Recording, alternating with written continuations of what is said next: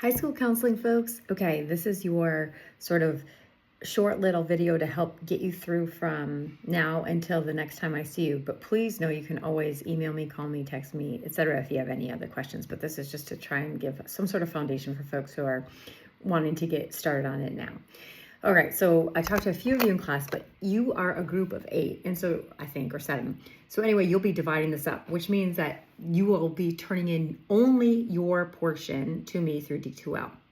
I, however, think that it's a great idea for you to have an online folder like Google Drive or Box folder where you have access to all of this, and that at some point you have this on a disk or you have it printed out, because we know when hurricanes or things like that happen and we're out of Wi-Fi and we're out of electricity, we don't have the luxury of looking something up on a computer. So that's when like old-fashioned stuff comes in handy. And I think it'd be excellent to take to your school that you begin to work at, and or to take to an interview to show, hey, we created this. I just thought you might find this interesting. We hope to, I'm sure you have a crisis team, and if you don't, I've been trained on how to kind of collaborate and create that on my own. So not that you're not going to stand out already, but it just kind of helps. All right, so you will be dividing it up, and I need to have one person, I've designated one of you, and she knows who she is, to email me with everybody's name on it saying who is holding which position. And so you can do elementary school, middle school, or high school, but I need emergency and response protocol and procedures for death of a student and or staff member. That's one.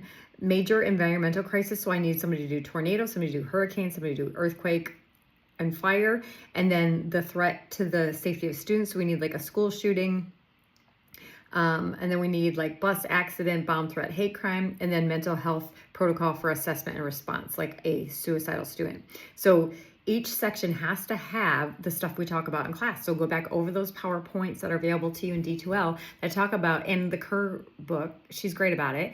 And also Kolsky and Youngsma might be really helpful too, because they just kind of list everything out. But go through and figure out, okay, who would be the designated communications person? Like, would it be the school nurse, or would it be the assistant principal, or whomever? And then who would be the next in charge if something had happened to that person? And what is the communication response? So go on. ASCA is going to be your best friend. There's ASCA, actually FEMA. There's a ton of links that I gave you in some of those PowerPoints to different resources. Use those. So you'll cite, you'll divide it up, you'll organize it by these topics. So communication response, media response, detailed list for instruction or for safety and security, the response for returning to school, counseling for students, staff, and follow-up postvention. Those are going to be your little headers or bookmarks, or however you want to organize it, right? Because this is not a normal paper. The only thing you're citing are the websites you took things from. Why? 1, APA, but then 2, because if somebody says, oh, hey, it says here that ASCA has a whole site, a whole tab devoted to support for students after a fire or something.